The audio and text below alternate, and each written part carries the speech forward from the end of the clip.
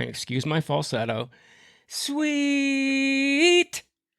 And she said, actually, that was on a falsetto. And she said she preferred, first of all, she said she'd never been asked that before. And I'm like, really?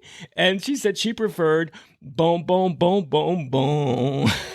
I agree.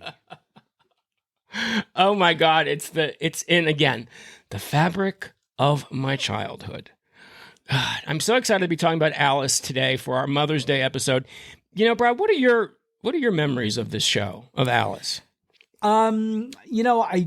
I remember watching it, and I'm going to be honest, I remember I watched it probably every week until the later seasons, I think, like the rest of the world.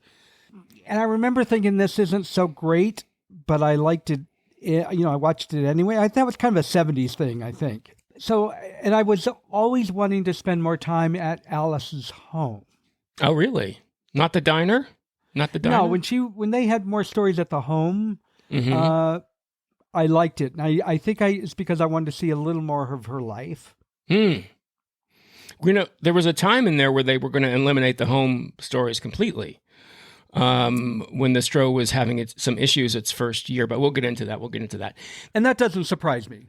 This show for me, it's a huge chunk of my childhood because I was thinking about it. The show premiered in 1976, and the character of Tommy, Alice's son, is 10 and a half. So he's just a little bit older than I was. So basically, I was experiencing the same kind of adolescent spurts, adolescent angst that the character of Tommy was during this. So that's really interesting to think about that. And what I remember is it just seems a part of my life. And in fact, in that same Mo Rocca interview, he asked her about that. And I want to play something for you. I actually have something that I want to play. This is Linda Lavin talking about the show Alice in 2020. I have friends and strangers who come to me and tell me, Mo, that they grew up with Alice. They were latchkey kids. They came home from school. They watched it in the afternoon on reruns. And that Alice was the mother they wished they'd had. And I hear this and I think, wow, that never occurred to me. That she was such a good mother, that she was attractive to young people in that way because she listened. I mean, it occurred to me that we were doing the right thing by approaching her as somebody who was trying to be a good mother. So isn't that interesting? The people up till this was 2020. People were going up to her and saying what, in effect, Alice had on their lives, which I think is kind of amazing. You know what I mean? That is amazing. I'm sure it's much more rewarding than just saying, "Oh, we love your show. Can I have your autograph?" No, people talk to her about what it meant to them. And so anyway, so I got to do this. So I did that. I knew Linda Lavin. I met Linda Lavin, I guess, in the early 2010s through my friend Jim Caruso. He was very good friends with her. And I was lucky enough to spend some time with her a few times and talk with her. And that was one of the things I said to her. I said, I loved your show as a kid. Your show was like my great babysitter. And she really liked it. And she really was sweet and appreciative about that, And I think I want to point out, too, that I wasn't the only one who did that. One of the reasons we did this, I wanted to do this show for our Mother's Day episode, is because, sadly, we lost Linda Lavin in December 2024. And you know what? She was still working. She died with her boots on, as they say. She was working on the TV show Mid-Century Modern with Nathan Lane and friend of the pod, Matt Bomer. And Matt said that he was grateful that he was able to express his thanks to Linda for Alice as well. So I think a lot of people felt that way about her. She felt like, maybe not your mother, but she felt like a surrogate mother. She was a surrogate mother. And that's why I think it's kind of nice to talk about her for this Mother's May celebration. Her and her relationship with Tommy felt real. Yes, it did. It felt like a real mother-son, right? Yes. Yeah. And it's interesting. We talked about how Alice touched so many people. And later in that interview, Mo Rocca asked her how Alice affected her. And she said that the role of Alice, I mean, she was an actress. She was a working actress. She didn't have any kids. She never worked in a diner, but she said that the role of Alice really woke her up to the inequities of women in the workforce. Because if you really think about it, Alice Hyatt was really kind of a blue collar or pink collar version of Mary Richards. She was a single working person. Oh, totally. And so Lavin said that this role really politicized her. She became very politicized over equal rights. She stumped for the ERA, for equal pay, for equal work. And she was actually invited by the National Commission on Working Women to speak in Washington, D.C. about equal pay. And she said she was very nervous. And the only way she could do it was to do it as Alice Hyatt. So she did. And she wore her Alice uniform when she gave the speech. And later on, that uniform was donated to the Smithsonian. No surprise. So, I mean, when you think about that, that's pretty amazing. That's pretty amazing. That really is amazing. I knew nothing of that story whatsoever. Yeah, she was an amazing woman. I wanted to do this because she passed, but also because she touched my life in so many ways, even before I knew her. And she was such a truly unique and gifted actress. And I think people don't necessarily realize that about her because Alice is so famous. And she had a very, very unique gift as an actress. I saw her on stage when I was in college in her Tony Award-winning role on Broadway Bound, which was nothing like Alice Hyatt. Nothing. Yeah. And she totally changed the way I thought about acting. She was so wonderful. And I was so grateful that I was able to express that to her in her lifetime and how much she affected me. Her talent was deep and unpredictable and not at all, as a person, she was not at all what you would expect her to be as Alice Hyatt. Yeah, and I don't mean this as a diss on the show, but when I was watching it, I thought, she is really too talented for this. I know it was a regular paycheck. Who could blame her? But I'm like, she really should be doing more than this. Well, it's funny, that show, I mean, when I went back to watch the shows again, I was like, oh, this is a lot worse than I remember this being a wonderful show. And I was watching particularly the pilot, and I was like, oh, this is bad. Well, the pilot's terrible, but you kind of let that slide. Well, except I was like, how did this sell? Well, that's it. I'm thinking they bought this. I mean, think about it, though. The Mary Tyler Moore Show pilot was a brilliant TV episode. It's awesome. Yeah, it's one of the best pilots ever. Brilliant. One of the best pilots ever. You look at Alice and you're like, what? But then here's the key, and I want to talk about this in the history of the series, is that the later episodes I'd say probably after the third season, are really fun and really good. So that's what I did. I went back and I watched the future ones. I was like, oh, this is the show I remember. This is the show I remember that I loved and I laughed at. So we'll talk about that. But I do just want to give a little bit more background about Linda Lavin, if I may. Do want to throw one thing in here we're not going to talk about deeply until towards the end. Sure. But my husband, Maurice, his father was in the military. And during most of this time period, he was in Spain. So he never saw most of these sitcoms from that era. Really? So, yeah, the one show that he remembers most is Los Angeles de Charlie's Angels. How would you translate Alisa? So this was his first time watching. So we'll talk about his reaction. Oh, I want to hear that reaction. Very different perspective than what you and I have. It depends on what season you watch. But anyway, like I said, her talent was rich and deep, and I think you're probably right. It probably was too rich and deep for a sitcom, but she also brought those gifts to the show, and I think it helped make the show, as the series went on, richer and deeper and more substantial. So she grew up in Portland, Maine. She was a stage-struck young woman. She moved to New York City. She worked on Broadway. She did some great shows on Broadway. She was in a show called It's a Burn, It's a Plane, It's Superman, in which she sings this wonderful song called You've Got Possibilities. And then in the early 80s, she moved to Los Angeles with her husband. She was married to actor Ron Rifkin at the time. She moved to LA and she began to work on TV. And before Alice, her most prominent role was on Barney Miller. Did you ever see her on Barney Miller? She played No, I detective. don't. And I really like Barney Miller, and except like all the 70s show, I'm like, why do they have one jail? But Yeah, well, it's a small you precinct. forgive those back then. But I loved Barney Miller, and I don't remember her at all. She had a small reoccurring role in Barney Miller as Detective Janice Wentworth. But, my very favorite pre-Alice role of hers was a guest shot on Rhoda. Now, did you ever see that? I can't believe we did Rhoda, and I don't remember that at all because I run through the whole series? I did watch the whole series, and I don't remember her. We touched on this episode. It's a very funny episode. It's Rhoda's bridal shower. And she plays this high school nemesis of Rhoda's, and she is so funny. If you haven't watched it, watch it. I remember that episode. I don't remember that was her. That's how good she was. She's so funny because she's nothing like Alice. I mean, she is a real bitch. To Valerie Harper in this episode. But she's funny. She's so funny. And that's the thing about Linda Lavin is that this talent was so multifaceted. I mean, she sang, she danced, she played Mama Rose in Gypsy, for Christ's sake, in the 90s. This woman could do anything. So to limit her to this box of, air quotes, sitcom actress is really kind of a myth I'm trying to dispel here.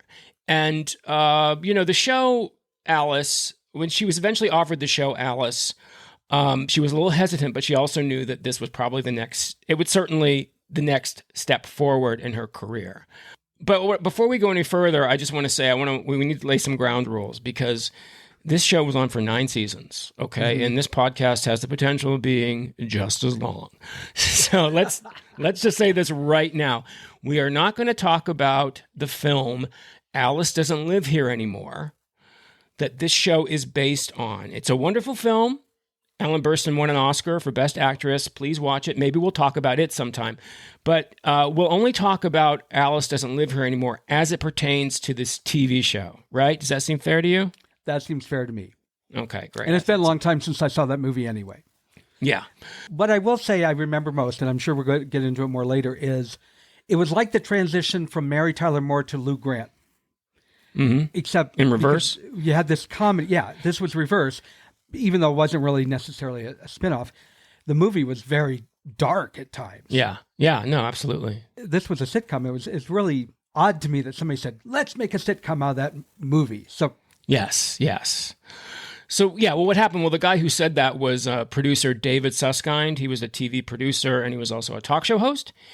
And he hired Robert Getchell to adapt the movie into a sitcom. And they made some changes in it. Instead of her wanting to return to Monterey as she does in the film, she heads to Hollywood with Tommy to work as a singer.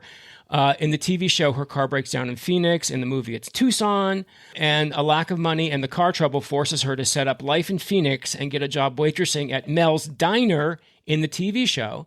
And in the film, it's Mel and Ruby's Cafe. And Mel is married. And they're both played by Vic Tayback. Wasn't he a widower in the movie?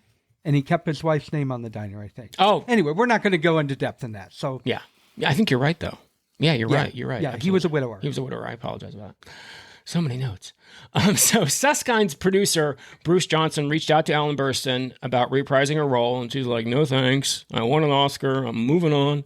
Not going to do TV. And as I said, Lavin was a little hesitant, but she found the concept really engaging, especially the idea of sisterhood. She loved the way these waitresses bonded together. She saw Alice and she saw Flo and she saw Vera as survivors. So this relationship was a really important part of the success of the show, I think, and the characters and the actresses who were cast. Do you want to tell us a little bit about some of those actresses who were cast in this TV show? Yeah, we have Linda Lavin, of course, as Alice Hyatt. And yeah, she was definitely the star without a doubt, but it was somewhat of an ensemble show as well. Mm-hmm. The other characters didn't get their primary focus of the show that often, but they did at times. And they certainly were involved enough. They were almost every scene. So after Linda Lavin, we had Vic Tayback, very talented actor who has been in I don't know how many shows and movies. He played Mel Sharples. Philip McKeon played Tommy after the pilot, and I want to find out from you why. Yeah. Beth Holland played Vera. Polly Holliday was Florence Jean Castleberry, and she ran for the first 4 seasons until they spun her off to an ungodly, terrible series. Then we then we had Diane Ladd as Belle Dupree for seasons 4 and 5, and she didn't stay around too long.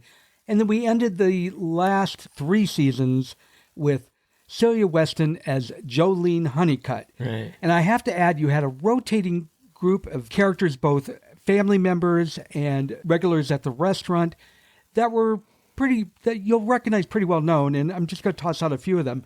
Marvin Kaplan, who he's been in everything and anything. Henry.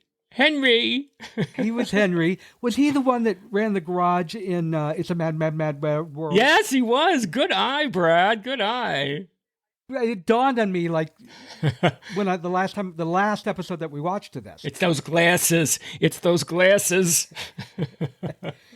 And then Dave Madden, who I didn't really like on this show, but I liked him a lot as Reuben Kincaid. Oh, yeah. Partridge Family. But Partridge Family is one of my favorites from childhood. Mm-hmm. We had Martha Ray, who played Mel's mother. Yes. She came and went. Doris Roberts, and you would know Doris Roberts by face. First of all, she's most known for playing Raymond's mother on Everybody Loves Raymond. Marie Barone, for God's sake. Yes. Yeah. She is just wonderful. Just love her to death. She played Alice's mother. Yes, Alice's mother. On Alice. Yes. And then we had Robert Picardo. He was he's most known for being Star Trek Voyager. Mm-hmm. He was the doctor. Mm-hmm. And those are the ones I think most people would know. Yeah. At least by face. That pretty much rounds out the cast, I think. That's good. Yeah. So yes, Vic Tayback reprised his role as Mel. Now, they originally went to Diane Ladd, who later played Belle Dupree in the show. But what's her previous connection to Alice, Brad? She played Flo in the movie. She was the original Flo in Alice Doesn't Live Here Anymore. But when they came time to do the TV show, she was under contract to NBC. So, and Alice is a CBS show, so she couldn't do it. So they looked around and they came across this wonderful theater actress named Polly Holliday. Now, we've talked about Polly Holliday briefly in our Tootsie episode. Why is that, Brad? Because I can't remember. She was good friends with Dustin Hoffman. She appeared in All the President's Men with him, and she helped him with his Southern dialect for Dorothy Michaels in Tootsie. Remember? That's right. Yes, you did. Okay, yes. And they did it for Meryl Streep. I got to throw something out there because a lot of people would probably remember her best as the nasty old woman in Gremlins, where the one that flew out the window when her elevated chair went flying up in the sky. So funny. Polly Holliday, because of the fact that she looks nothing like Flo. I mean, that's obviously a wig. Yeah. She is from Alabama, so she does have an Alabama accent, but it's nowhere near as deep as Florence Jean Castleberry's. So people really don't, they're watching Polly Holliday and they don't realize that's Polly Holliday who played Flo because she just doesn't look the same. She doesn't appear the same. She was in an episode of Golden Girls and she plays Rose's sister. And she's nothing like Flo. I mean, she is a wonderful actress. She's the last surviving original cast member. She's still alive. She's still with us. God bless her. She was offered the part. She thought about the time she worked as a waitress at Howard Johnson's in New York City. And she's like, I've done this before. So she punched up that Alabama accent, threw that wig on, and Florence Jean Castleberry was born. And as you said, yes, Beth Howland played Vera. Beth Howland was a stage actress, mostly known before this for singing the very fast patter song, Not Getting Married, in the Sondheim Musical Company. And you did mention Alfred Lutter reprising his role as Tommy in the pilot only. After the pilot was shot, the executives knew this is going to have some problems. And one of the things they didn't like was they thought Alfred Lutter wasn't right for the part. They thought he was too old for Tommy. So they found this child actor named Philip McKeon from New York. And he got the part, and we got an entire acting family when he said yes, because they all moved to California, and his sister Nancy came with him. And if you know TV from the 80s, you know who Nancy McKeon is from Facts of Life. You take the good, you take the bad. Exactly, You have the Facts of Life. Exactly. So I think what I want to point out is that so they started filming, and that first season was very problematic. They brought in 5 different producers that first season because they just couldn't get a handle on the show. They knew there was something there, but they just couldn't figure out what it was and how to. They had this handful of very, very talented actors, most of which are from the theater. So they knew their They had chops. They knew what they were doing, but they could not make it work. And so they had 5 different producers that first year. Just to give a little background, I'm not going to go too much into this, but in the 70s, I think it's pretty safe to say that there were 2 basic styles of 3-camera sitcoms. There was the Mary Tyler Moore style, which harks back to I Love Lucy. It was filmed before a live audience with 3 cameras. There was music that on the play-ins at the beginning of the episode and the play-outs, and it just had a very rich look for a sitcom. Then there was, the other side of that was the Norman Lear style, which was shot on videotape. There's no music to play in or play out or soften it. It has a very gritty look or a more of a realistic feel. And the Norman Lear style also incorporates a lot of close-ups, particularly extreme close-ups to punctuate points of drama. So that's another difference there. So videotape looks more immediate. It's like it's more real, and film is has more of a fantasy layer, if you want to, a storytelling layer. So those are these 2 styles. Now, Alice wasn't filmed. Alice was shot on videotape. However, the first season of Alice is very much in the Norman Lear style. The pilot was actually directed by Paul Bogart, who directed many episodes of All in the Family. There's no music to bring you into the episode. There's no music bringing you out. There's a lot of close-ups to punctuate the drama. And there's actually a lot of drama in these first season episodes. There's actually an episode in the first season called Good Night, Sweet Vera, in which Vera tries to commit suicide. Now, you would never see something like that in a later episode. You know what I mean? The episodes are pretty good the first season, but CBS just was not happy with it. They just could not figure out why this won't work. So, and this is going somewhere, I swear. On the Warner Brothers lot where Alice shot, about the same time they were filming the first season, Lucille Ball was filming a TV special. And who was on the set of her TV special but her 2 mainstay writers from way back since radio, Bob Carroll Jr. and Madeline Davis. So the EPs of Alice contacted Carroll and Davis and asked them to come on as producers of Alice. Now, so what did they do? Well, they brought in that same style that began with Lucy. They didn't start filming it. It was still being videotaped. But they brought with them that whole idea of the music playing in, the music playing out, less close-ups. They spiffed up the diner so it didn't look so gritty. And most important of all, they brought in many of their old I Love Lucy cronies. So think about this. This is 25 years after I Love Lucy.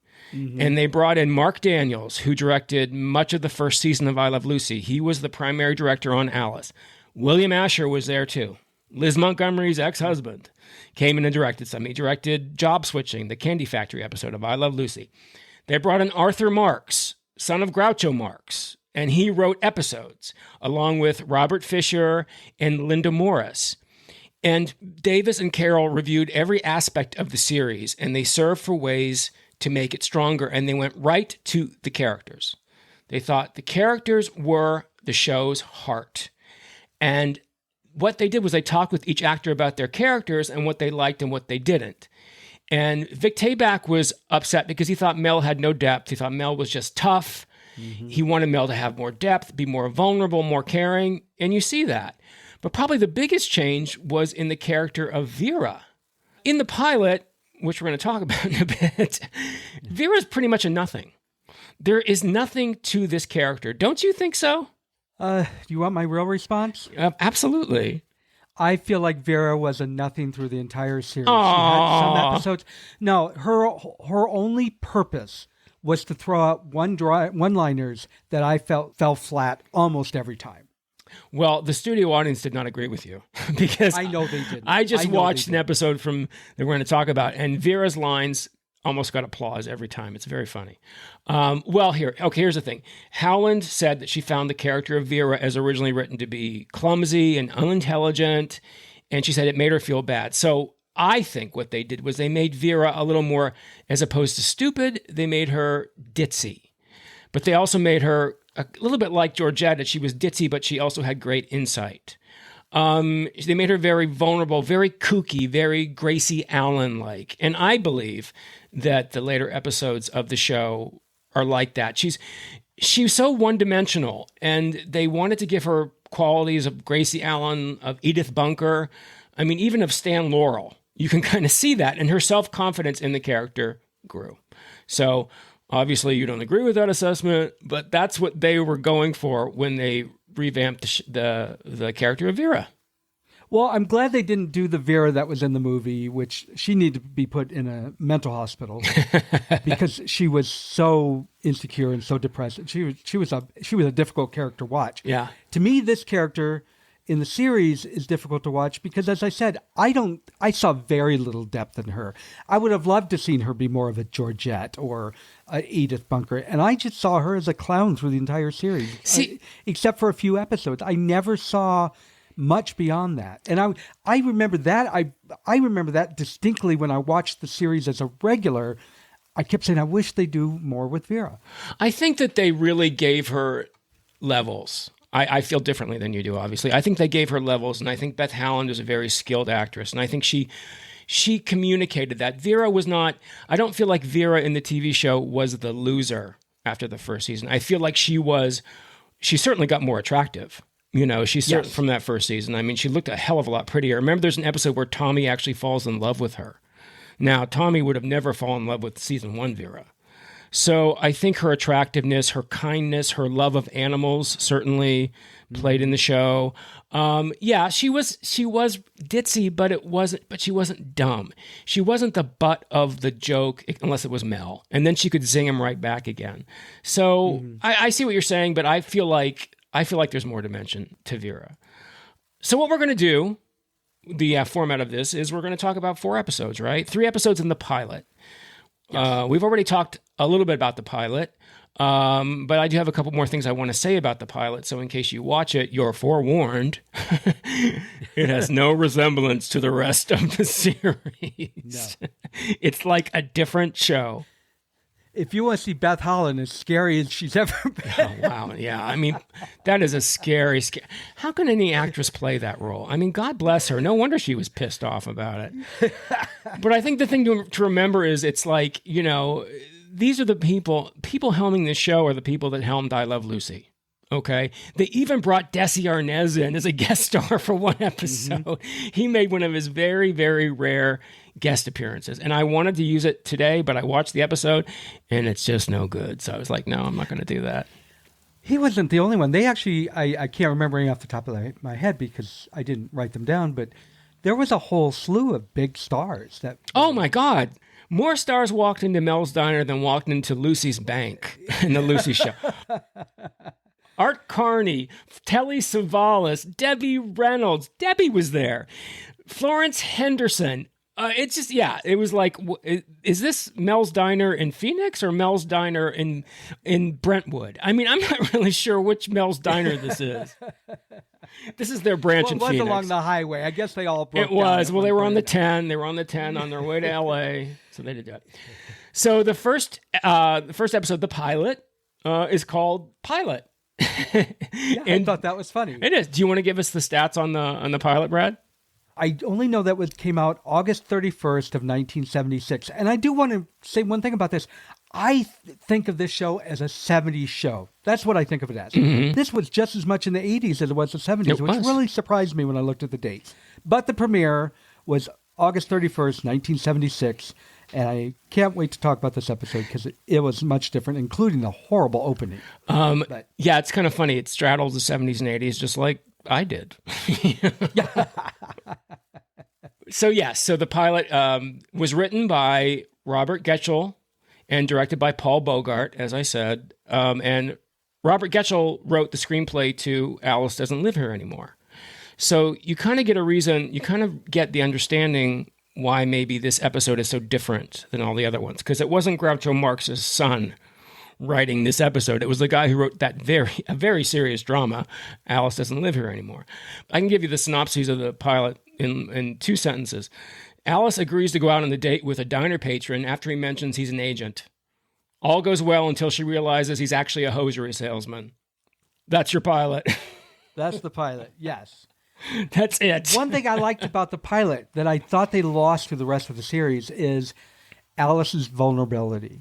She seemed most blue-collar, struggling woman in that pilot than she ever was again. She didn't lose it entirely, but I really connected with her. That's the only thing I connected with in that pilot.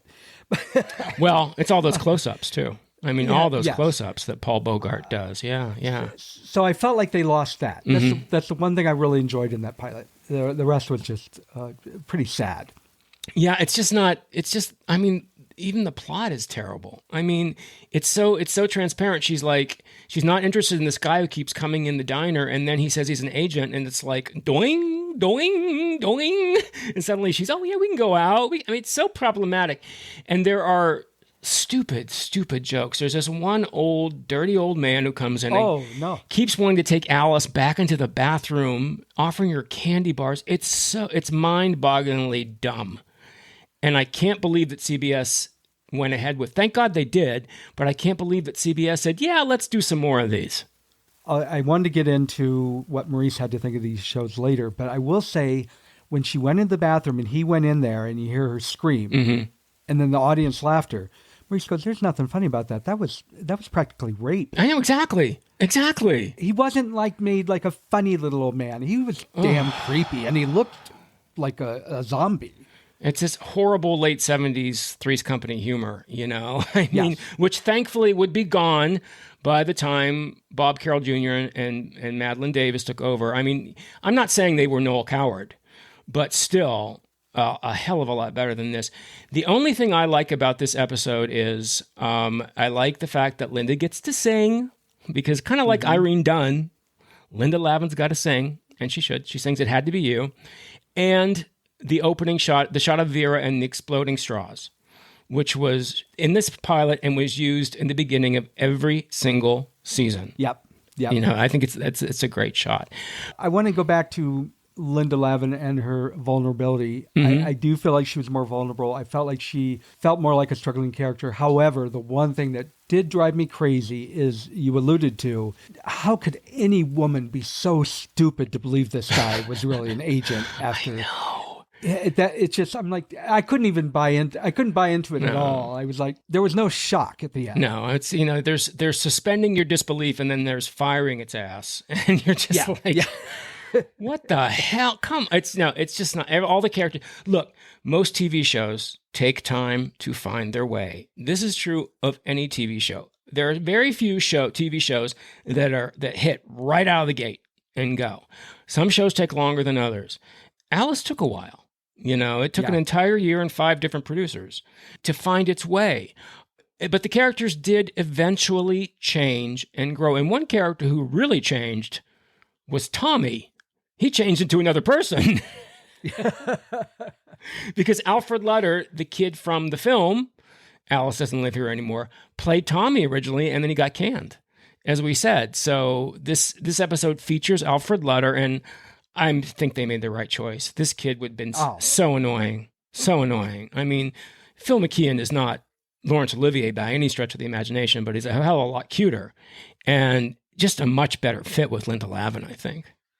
Yeah, I was really uncomfortable watching him. I think he worked in the movie because it was a much different feel. Yeah, and he was younger. I cringed when I watched him in the pilot because it just didn't work. Yeah. Nothing wrong with it. It just didn't click. Yeah, this pilot's weird because it's kind of a different set. The diner is called Mel and Ruby's Cafe in this pilot, just like in the film. Oh, I didn't remember that. Yeah, just like in the film. And then by episode 2, it's Mel's Diner. It's difficult to watch. It really is difficult to watch and sit through. But they saw something in it, because night and day. When we go to our next episode, we're going to jump ahead 3 years. But is there something else you want to say about this? I was only... Or do you want to say, other than see the end of it? I did mention how Vera looked. It was scary and sad. Yeah. Because this guy that pretended to be an agent, Vera thought he was interested in her to be a star. And she put on this makeup and this hair. I think it was supposed to be funny. I'm not really sure. But it was It was sad. It was scary. She was like a It psychotic. was scary. Yeah. And the fact that she was so certain for no reason whatsoever that she was going to be a star, it made no sense. It was sad. It was sad. This show never could have flown. But we didn't have to worry about that. No. Because moving on, 3 years later, actually 4 years later, to January 6th, 1980, our second episode we're going to talk about from season 4, episode 12, 84 in the series, and it's called Good Buddy Flo. And can I tell you, it was written by Linda Morris and Vic Rossio and directed by Mark I Love Lucy Daniels. So Carol and Davis have been in place securely now for a couple years. And this, to me, is when the show really starts to take off. It's not the only thing. The show didn't just take off. Flo took off. But anyway, I love this episode. It's all about Flo. And we had to do an episode about Flo because, Flo was, I hate to say this, knowing how I feel about Linda Lavin, but Flo really was the show for many years. And in this episode, Flo is dating this big rig trucker named Cy. Smiling Cy Davis. And when she finds out that he has a young, new female driving partner, she becomes jealous and she asks Alice to teach her how to drive a rig because Alice's late husband was a truck driver. So along with Vera, they pile into Cy's truck for a driving lesson. And of course, mayhem ensues when Flo decides she wants to take it for a spin and she steps on the gas instead of the brake. And you can guess what happens. The semi plows straight through the front of Mel's diner. It is one of the most brilliant sight gags ever on this show. I think on any show. The way that semi comes barreling through the front of the diner. You knew something was going to go wrong, but to actually crash and destroy the whole front of the diner. Yeah, listen, a lot more than you would expect. They destroyed the entire front of the diner. And Linda Lavin didn't want to do that. Linda Lavin's like, I'm not getting my Broadway ass into this rig. No. But they convinced her to do it. And you know what? It's such a great scene. It's such a funny sight gag, such a great scene. It reminds me of Mel and Flo are very Lucy and Ricky at the end of this episode because Polly Holiday is so Lucy in the way she's just gotten a mess. It reminds me of the episode where Lucy learns to drive and she has the confrontation with Ricky in the end after she destroys the cars. Very Lucy and Ricky, but this is such a fun episode. I got to ask you about the actor who plays a smiling Cy Davis. Woof. Brad, what was his name? Was Michael McRae. And I was like, you go, Florence Jean Castleberry. This is not Earl, or this is not one of her usual guys. This guy was hot. He was a hot 70s trucker. Yeah, I was like, wow. Yeah, right? And I was like, what else have I seen him in? And I don't know if I ever did. Through the whole thing, I kept thinking, where have I seen him? Because he is hot. He was a very, very handsome guy. So I'm like, you go, Flo. You go, Flo. This episode features Henry Marvin Kaplan playing Henry Bessemer, who works for the telephone company, in case you don't remember, listener. And he talks about his wife. Yes, he did. The frequently mentioned but only seen once, Chloe. And do you know who played Chloe? And it's very sad because of what just happened. When I saw that, I was like, what timing, and so sad. Ruth Buzzy. Yes. She only played her in one episode, but how perfect. How perfect was that? Oh, yes. This episode is so different from the pilot. I mean, it's incredible. This is the Alice I remember. And this is the Alice I think people have such affection for. Vera is dingy and scattered. She's not pathetic. Alice is warm and sarcastic, but a little bit softer. Mel is Mel. Mel's always Mel. He cries in the end when his diner is destroyed. And I said, he and Flo were very Lucy and Ricky. But I got to tell you, the main reason why I love this episode is Polly Holiday. I mean, I'm watching these episodes again, and I had forgotten, and I was reminded how fucking funny Polly Holiday is. And it wasn't just kiss my grits. I mean, she was fantastic. I forgot about that. Almost every single line of hers gets applause. I mean, she's so good. Don't you think so? Yeah, I do. I think she was tremendous, like you just said. I hope to never hear Kiss My Grits, Dynamite, and Did I Do That ever again in my life. Yeah. She was much more than that. And it was funny. I was really surprised that they even had that in the pilot. The Kiss My Grits? Yes. Well, it was originally supposed to be Kiss My Honeydew. And Polly Holiday said that, what does that mean? I don't know what that means. Not that Kiss My Grits is that much more descriptive, but it's just funnier. It's the sound of grits is just very funny. And the way she punches Especially it. with that Southern accent. Oh, the way she punches it. And the buildup is always, Mel, kiss my grits. I mean, you know it's coming. You know it's coming. But yeah, how about the 70s is kind of the era of the catchphrase. When you think about dynamite and all the, Fonzie and hey, isn't that funny how this seemed to be like this time, and these characters who got these catchphrases and then kind of took over the show, Yes. And yes. I think that's important to point, and I want to talk about now that we're talking about flow is, not all actors are perhaps as magnanimous as Ron Howard was when Henry Winkler kind of became the focus of Happy Days. So you're Linda Lavin. Think about this. You've been working your butt off in theater your entire life. You get a TV show you're the title character. And then here comes this other character up behind you, which just by nature of the character and by nature of the brilliant actress playing the character, just takes off. And so, yeah, there was tension on the set. They're people, they're human. Who can blame her? I mean, really, think about it for a minute. Yeah, and you asked me what I thought of her, and I went on about Kiss My Grits. I thought it really showed her skill in this because she was funny. She was also terrified. She was also terrified? Yes. What do you mean? After she went through the... Oh, yeah. She seemed legitimately upset that she drove through the diner. Yeah. And she looked legitimately terrified of Mel when he started climbing through the window to get to her throat. Well, it's a brilliant, original characterization. She is nowhere... Polly Holiday made it a point not to see the film Alice Doesn't Live Here Anymore because she wanted to create her own flow and not be influenced by the movie. And boy, did she. If you watch Alice Doesn't Live Here Anymore, you're like, where's Flo? Yeah. I don't see her. And then you see Diane Ladd, who I love, who we'll talk about, and you're like, oh, it's a totally different character. Holiday had seen women like Flo working as cashiers at truck stops. She had her own experience as a waitress. She really created this original, funny, hysterical character that, yeah, unfortunately, and look, I wasn't on the set, so I don't know about the tensions. I don't know about the stories, but you have to kind of think, well, maybe there was a little bit of tension here because this woman is obviously stealing a show that's not even under her name. So that's one of the reasons why not long after this episode, Flo left Alice and got her own show called Flo. And it debuted that same year. So it's unfortunate, but so funny. It's like when Rhoda left Mary Tyler Moore Show.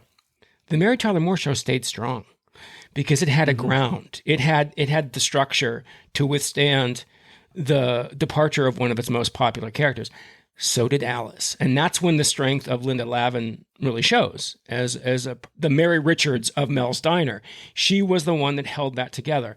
And Flo had a really strong debut. It finished its first season at number 7. And Holiday actually was nominated for an Emmy. But in its second year, they shouldn't have done this, CBS moved it against this little juggernaut called Little House on the Prairie. And in the late 1970s, it was pretty hard to buck the Ingalls family. I mean, it was not good. So they moved it around again and again, and eventually it was canceled. And that was the end of Flo. I mean, it's so sad, this huge rise, and this star is truly born, and then it's over. But for her part, Holiday was very circumspect about it. She continued to do film and TV roles. We said she did Gremlins. She was in Mrs. Doubtfire. The only thing she would never do is say, kiss my grits. Whenever anybody asked her, she refused to do it. I don't blame her. There's two things I want to say about Polly Holiday.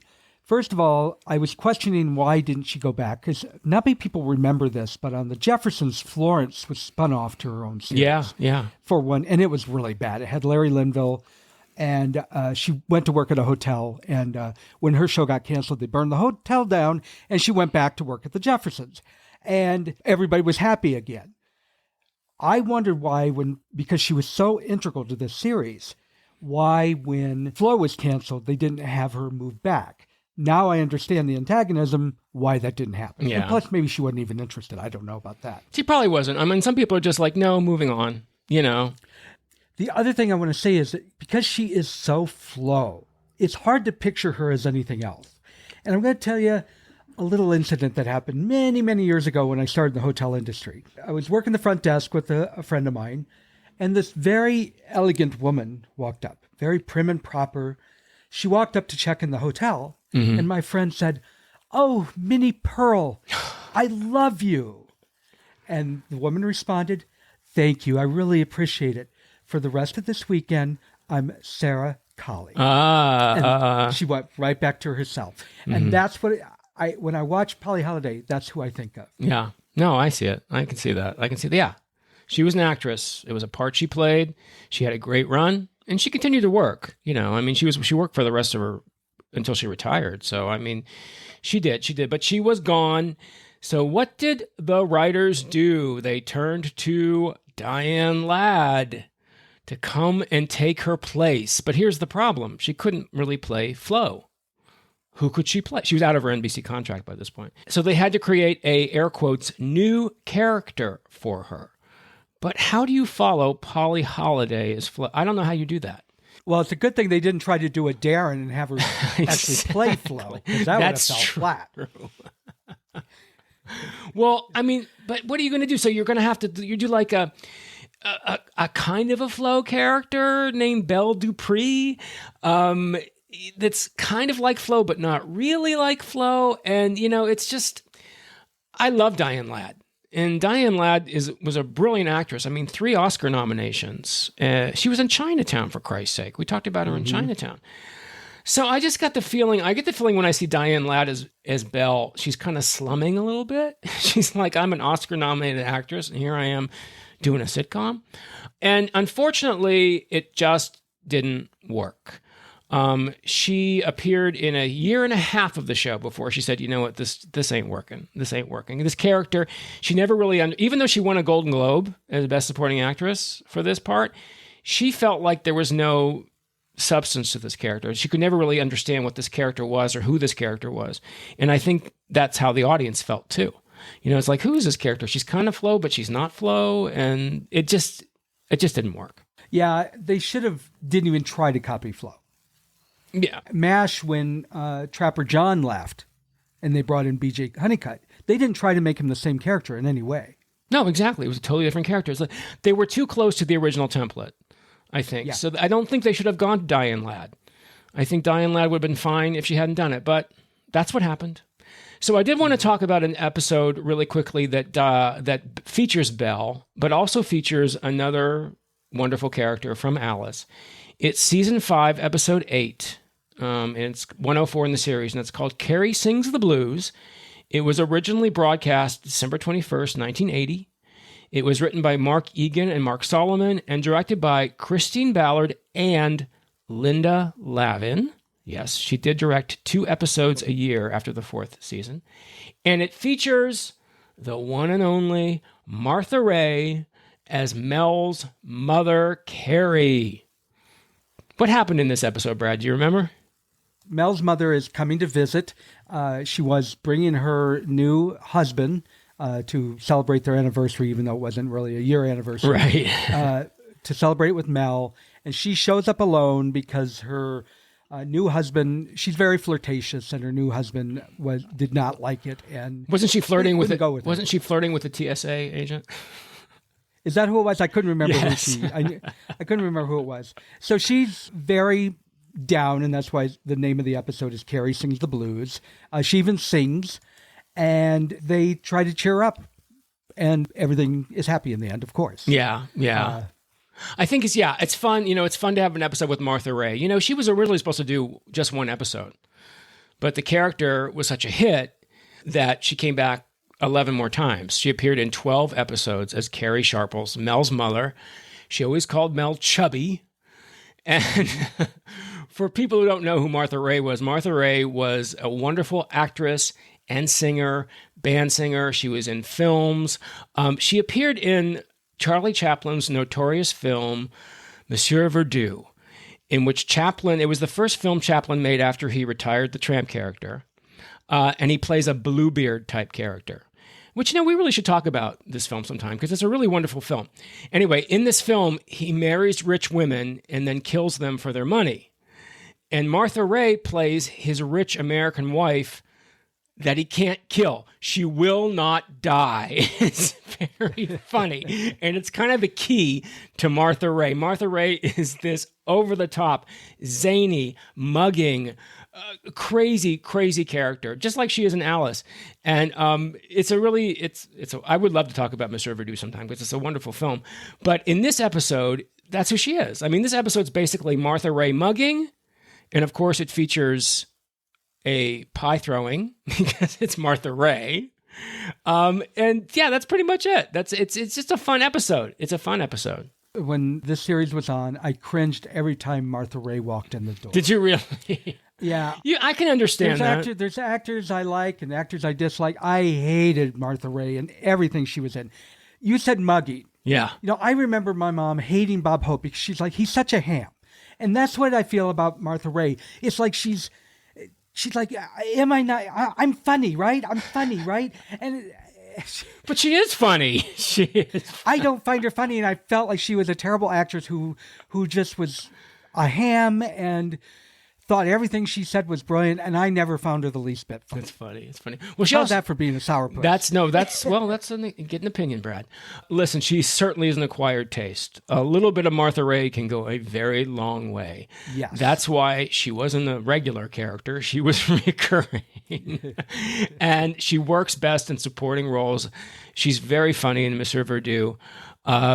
And yeah, I can understand that. She's Martha Raye, the big mouth. You remember those Polydent commercials she used to do? Yes, I do, and I always hated those commercials. There's another thing I didn't like about Martha Raye in this role. I didn't feel her connection with Mel was real in any way. They had no chemistry. Oh, you don't think so? I think they're very sweet together. I like her and Vic Tayback together. I couldn't picture Mel being raised by this woman, and I didn't feel like her just making fun of him and calling him chubby did not endear me to her as a mother, whether she was a good mother or a bad mother. Well, it's not. She was just a person that walked on the set and said, I'm your mother. Yeah, the episode's not really a Chuckles Bites the Dust episode. It's not like a hallmark of the series. There are cream pies, waterbeds, and Martha Raye, and that's all you need to know.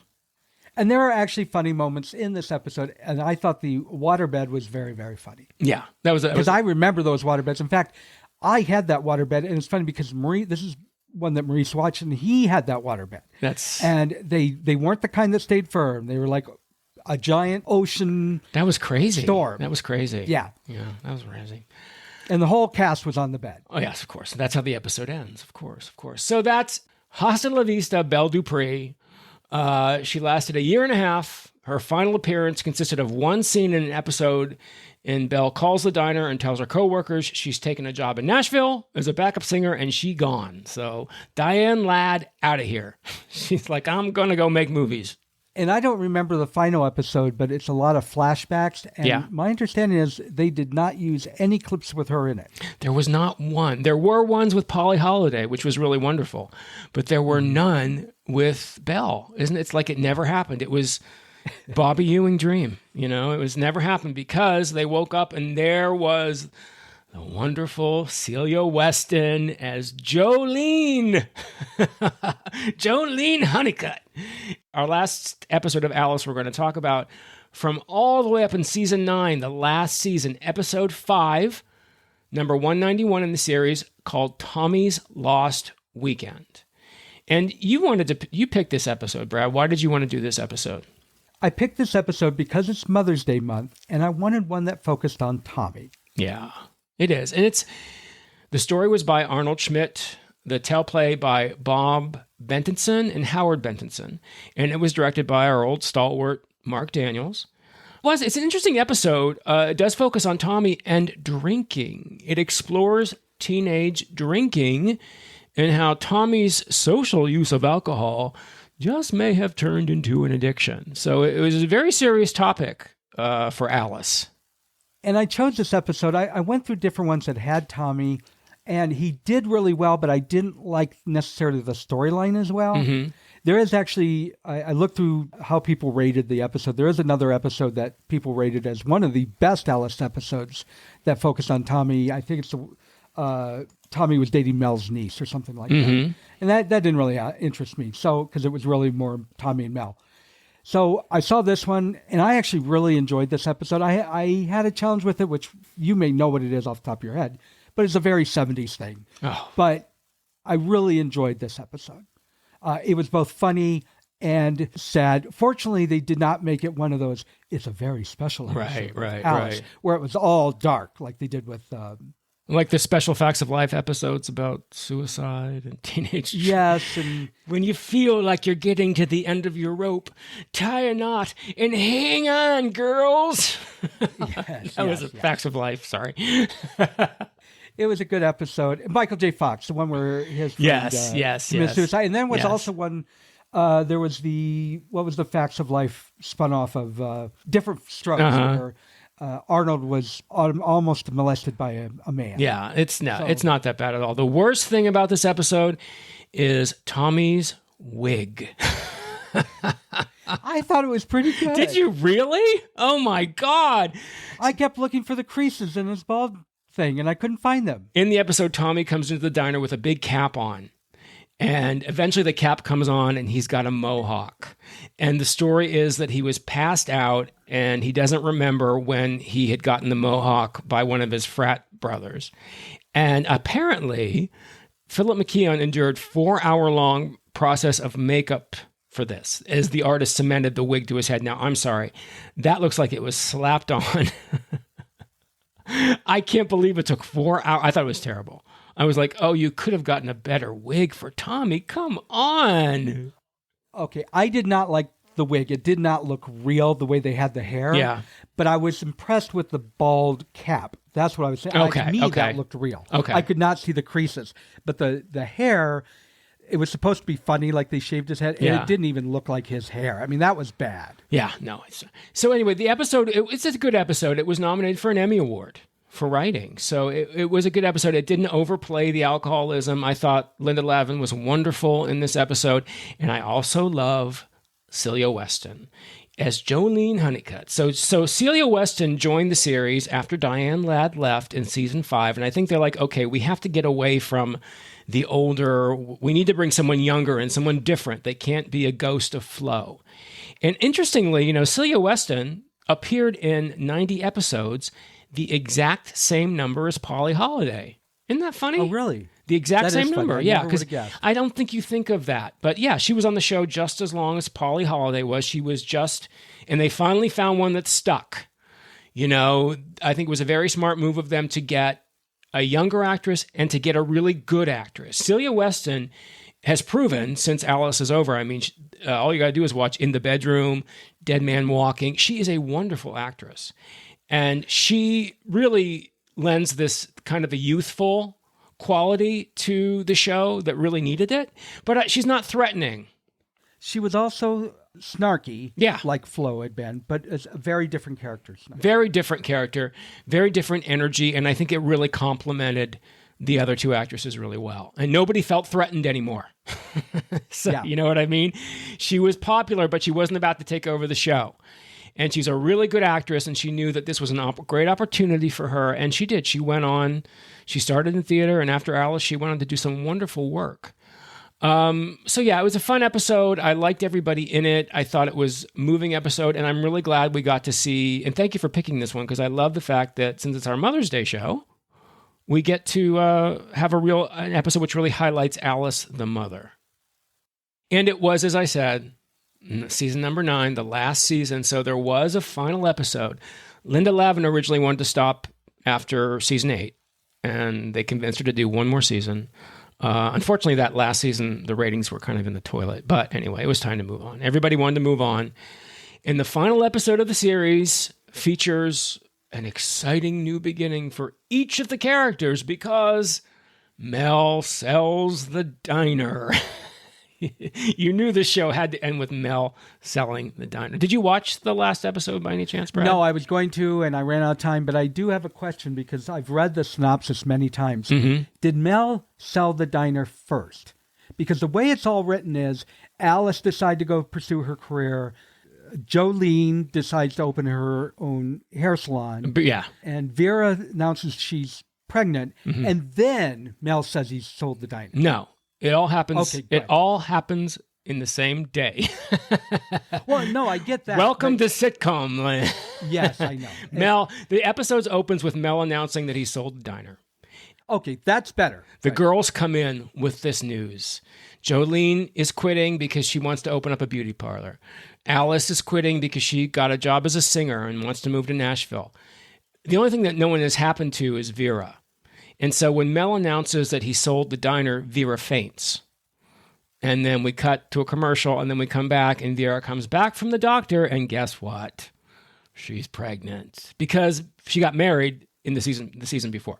So yes, so everybody is moving on, and Mel sells the diner to a developer who plans to turn it into a parking lot. So not only has he sold the diner, it's going to be gone.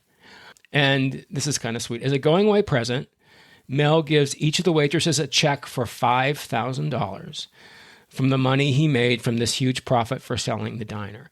And, I have to admit, I was watching this and I started to get choked up. He gives them the little creamer shaped as the cow, and you're like, oh, it's a sweet going away present. And then they look inside and there's a check for $5,000. And I have to admit, I was really moved. I'm such a softie with these sitcoms.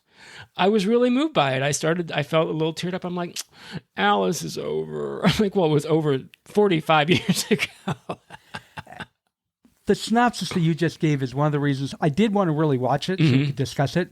But I didn't want to watch it based on what I read because it wouldn't have changed that much and would have been such a better written show if Mel announced the diner's closing and they then went to, what am I going to do? Yeah, I can see that. Yeah. Alice comes to an epiphany and says, you know what? I think this is the sign from above that I need to pursue my career. Jolene says, I've been wanting to open a salon. Yeah. I guess I'm going. That would have been so much better. And Vera could say, I want to go get pregnant. Well, it could have actually started with Vera being pregnant. Yeah, no. And then, because that wouldn't have been like, oh, and I'm going to get pregnant because Mel. That's a little bit more of that's kind of like a Mary Tyler Moore ending where everybody, Yes. where everybody gets fired. You're like, okay, what do I do with my life? I get that. I love that. But, sitcom land. The thing about Alice is like all those celebrities walking in the diner every 5 minutes, not exactly rooted in the reality. But yes, it wraps things up. The show was over, so they all had very illustrious careers after Alice ended. Linda Lavin returned to Broadway after the show was over. As I said, she won a Tony Award for Broadway Bound. She replaced Tyne Daly in Gypsy. In 1997, she founded the Linda Lavin Arts Foundation to support education in the arts because, she made a couple bucks from Alice. And she continued to work on stage, sitcoms, the rest of her life. She came back in this show in 92. I don't know if you remember this, Brad. It's called Room for Two. I love this show. And she starred with Patricia Heaton from Everybody Loves Raymond. They played mother and daughter. And it was a really sweet show, but it didn't make it. And then she did a show with Sean Hayes, which didn't make it. And then she was doing Mid-Century Modern. And, well, she didn't make it. But, she just continued to rack up Tony nominations and Emmy nominations and cabaret, TV, film work. So she had a very healthy career when Alice ended. And I think what's amazing to me is there is a legacy to this TV show, which we could look at as a silly sitcom, but you just heard when we played Linda in the beginning, that this is a touch point for many people in their lives. This podcast co-host included. I measure many of the things in my life by television, big surprise. And Alice is one of those things I use as a benchmark. It really is. Let me tell you my feelings on the show. Mm-hmm. I'm not going to try and diss it entirely because it was the 70s. And that is the framework. I knew when we decided to do this, I'm like, do I really want to watch Alice? I don't remember it being all that great. And I said, no, put yourself into the 70s. So I did, because I did enjoy this show when it aired. But Yeah. there are things, and I'm going to bring up the negatives because these are the negatives I even felt during the 70s. Mm-hmm. So these are things that drove me crazy. First of all, the thing of tying everything up in a nice bow. We learn that Tommy's drinking a lot. He has horrible incidences from his drinking. He talks to his mom, and at the end, they decide to go see his counselor. Okay. I'm not saying Tommy was an alcoholic. There's a huge difference between problem drinking and alcohol. If everybody that drank a lot was an alcoholic, everybody would be dead during college. Right. There is a huge difference. But the fact that he just, okay, you're right. I have a drinking problem. Let's go. Yes, I know that was the 70s. I know that's how all the sitcoms were. They rarely carried storylines over unless it was a very thin storyline. But that drove me crazy. Mm-hmm. The other thing that drove me crazy is the two, Good Buddy Flo and Carrie Sings the Blues. This was also very 70s sitcom. The things that made Flo jealous and the things that made Carrie's husband jealous were so minuscule. Silly. Especially Flo, who was sleeping with every man in town. I know. For her to get jealous just because he had a female driver just did not. And by the way, she was the most well-manicured. I know. I've never seen a truck driver look like that. Yeah. Yes, cleanest truck driver I've ever seen. But that's neither here nor there. The fact that she was upset just because he had a female truck driver who was standing right there and not acting the least bit jealous when he wanted to be with Flo. Mm-hmm. I didn't buy that at all. Right. Polly Holliday's really good, but the way they wrote her drove me crazy. She has to work with what she was given. Same thing I felt about Carrie. Now, granted, when her husband walked in and found her in the bed with Dave Madden, which for those that haven't seen her, it wasn't anything going on. I could see why he was upset because it looked like something was going on. Mm-hmm. But his whole reasoning, just because she was flirtatious, no, I had a challenge with that too. So those are my challenges. It's just, it was so 70s. That's really what it comes down to. Well, and it's not. And I'm glad things changed. It's not just 70s. It's the style of the sitcom. You know, I think these things, at least, and I'm speaking about myself here, these things loom large in my memory, much larger than, it's like when you go back to a house you used to live in, and you're like, wow, it seems so small, you know? But when you're a kid, it seems so big. So when you're a kid and you're watching these shows from the 70s and 80s, which seem like these great fun shows, and you watch them, you're like, well, that's really kind of silly. That's really kind of stupid. That's really kind of bad. Now, I don't think that way about Alice, but I know some shows. For instance, I always thought Three's Company was silly and stupid and bad. But anyway, so that's the way I feel about it. You know, in our memory, they loom much larger than they really were. And that's the way I choose to look at them. Hello, I'm a film historian who lives in the past. So that's the way I approach it. I approach it as how the memories I have attached to this show, the reality of the show is different than my memory. And I prefer my memory. Yes, I agree. There are a lot of shows that I really enjoyed at that time, and I probably wouldn't enjoy them at all today. Different Strokes is one of them. I couldn't imagine watching Different Strokes today. No, I can't. But I enjoyed most of it. But I can't imagine watching Alice because, as I said, just for these performances are wonderful. Polly Holliday is one of the greatest sitcom characters. Flo is one of the greatest sitcom characters I think ever, played by this brilliant actress. And I think that's important. You know, I think they were all very gifted individuals, very gifted performers, very gifted actors who had a long run on the show, most of them. And most importantly, it brought Linda Lavin into the public consciousness and this incredible talent and this incredible heart and this incredible just spirit that she was. And the world, I miss her. I think we all miss her, and I think that's a nice way to wrap up our Mother's Day episode, I think. Don't you?